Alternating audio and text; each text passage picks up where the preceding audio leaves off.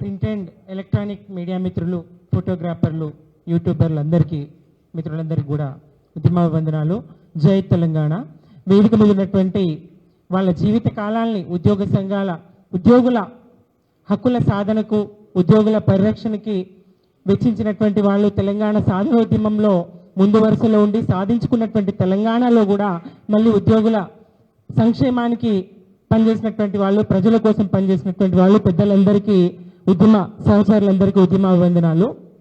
ఇవాళ నాడు నల్లారి కిరణ్ కుమార్ రెడ్డి గారు, నాటి ముఖ్యమంత్రి, ఒక్క రూపాయి కూడా ఇక తెలంగాణకి ఏం చేసుకుంటారో చేసుకుపోండి అని ఎట్లయితే ఆనాటి మా అందరిలో రక్తాన్ని మరిగించేలాగా మాట్లాడిండో, ఇవాళ రేవంత్ రెడ్డి గారు నన్ను కోసుకొని కూర వండుకుంటారా, ఏం చేసుకుంటారు, ఒక్క రూపాయి కూడా లేదు, 18,000 కోట్లే వస్తున్నాయి.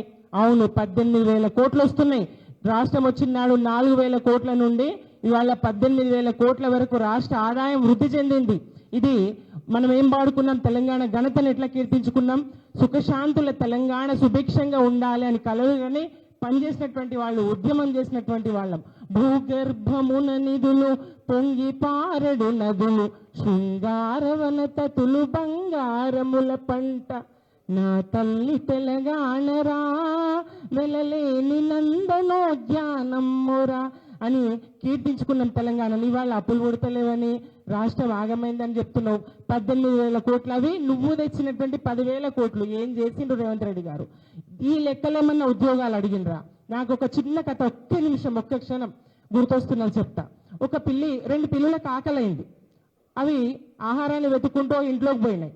ఒక పిల్ల ఆడ రొట్టె ఉన్నది అన్నది చూసి, ఇంకొక పిల్లి అందుకున్నది ఆ రొట్టెను. ఈ రొట్టె నేను ముందు తీసుకున్న నాది అని ఆ పిల్లి, నేను ముందు చూసిన నాది అని ఈ పిల్లి.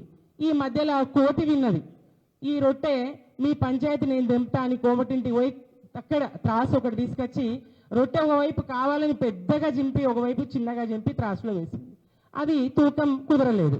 ఇటు ఎక్కున్నది కదా, ఈ భాగం నేను తింటా అని ఇంకా ఎక్కువ చింపుకొని తిన్నది. ఇట్లా ఇటు ఎక్కువ చింపుకొని తిని, ఇటు ఎక్కువ చింపుకొని 2 పిల్లలకు అసలు ఆహారం లేకుండా చేసింది. ఇక్కడ తెలంగాణ ఉద్యోగులను బూచిగా చూపించి, ప్రజలను బూచిగా చూపించి ఉద్యోగులను మోసగిస్తూ, ఇద్దరిని ఒకరి దృష్టిలో ఒకరిని తక్కువ చేస్తూ రేవంత్ రెడ్డి ప్రభుత్వము తాను పొట్ట నింపుకుంటున్నది అనేటువంటి తెలంగాణ సమాజానికి అర్థమైంది. తెలంగాణ ఉద్యోగుల నుంచి ప్రజల నుంచి ఉద్యోగుల్ని వేరు చేసేటువంటి కుట్రను తెలంగాణ ప్రజలు అర్థం చేసుకుంటారు. ఎందుకంటే సోయిగల్ల తెలంగాణ, ఉద్యమ తెలంగాణ, పోరాడి రాష్ట్రాన్ని తెచ్చుకున్నటువంటి ప్రజానికము, పోరాడి రాష్ట్రాన్ని తెచ్చుకున్నటువంటి ఉద్యోగులు రేవంత్ రెడ్డి గారి కుట్రలను అర్థం చేసుకుంటారు. ప్రజలు వేరు, ఉద్యోగులు వేరు కాదు.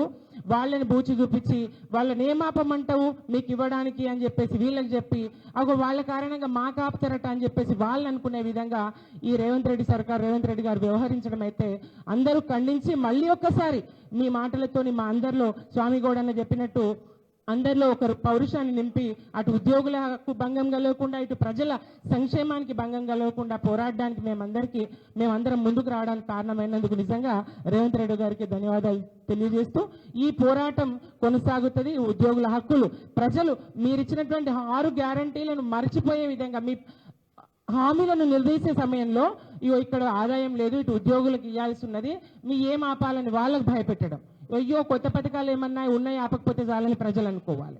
ఇట్లాంటి పరిస్థితులను నువ్వు ప్రజలకు చూపించాలనుకుంటే నీ భ్రమనే, ఒక భ్రమతోని నేను సక్సెస్ అవుతున్నా, నేను ఇది చేస్తున్నటువంటి ఒక కుట్రపూరితంగా నువ్వు మాట్లాడేది ప్రజలు అర్థం చేసుకుంటారు నీ కుట్రలను తెలియజేస్తూ, ఈ అవకాశం ఇచ్చినందుకు ధన్యవాదాలు తెలియజేస్తూ, జై తెలంగాణ.